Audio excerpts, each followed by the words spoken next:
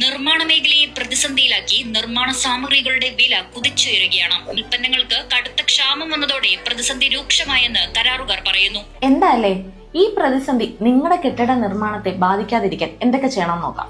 First one, soil test ചെയ്യണം. Soil test ചെയ്ത് കഴിഞ്ഞാൽ അനാവശ്യമായി നമുക്ക് ഫൗണ്ടേഷന്റെ ഡെപ്ത് കൊടുക്കേണ്ടി വരത്തില്ല. സോ അതുവഴി നമുക്ക് ഒരുപാട് കാശ് ലാഭിക്കാൻ പറ്റും. നമ്മുടെ മണ്ണ് പറയുന്ന പോലെ നമ്മൾ ഫൗണ്ടേഷൻ ഡിസൈൻ ചെയ്താൽ പോരെ, നാട്ടുകാർ പറയുന്ന കേട്ടിട്ട് ചെയ്യണ്ടല്ലോ. സെക്കൻഡ് വൺ, ഹോളോ ബ്രിക്സിനും റെഡ് ബ്രിക്സിനും പകരം നമുക്ക് AAC ബ്ലോക്സ് യൂസ് ചെയ്യാം. സോ അത് ലൈറ്റ് വെയിറ്റ് ആണ്, നമ്മുടെ ഫൗണ്ടേഷനിൽ കൂടുതൽ ലോഡ് വരത്തില്ല, അതുപോലെ തന്നെ സ്ട്രെങ്തും കൂടുതലാണ്. സോ AAC ബ്ലോക്സ് യൂസ് ചെയ്യാം.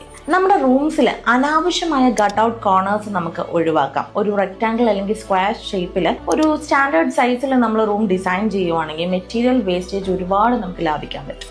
ഏർലി സ്റ്റേജിൽ തന്നെ നമ്മുടെ പ്ലംബിംഗ്, ഇലക്ട്രിക്കൽ എന്തൊക്കെയാണ് വേണ്ടത്, അതിന്റെ സ്പെസിഫിക്കേഷൻ എന്താണെന്ന് ഉറപ്പ് വരുത്തി കഴിഞ്ഞാൽ കുറേ കാശ് നമുക്ക് അവിടെ ലാഭിക്കാൻ പറ്റും.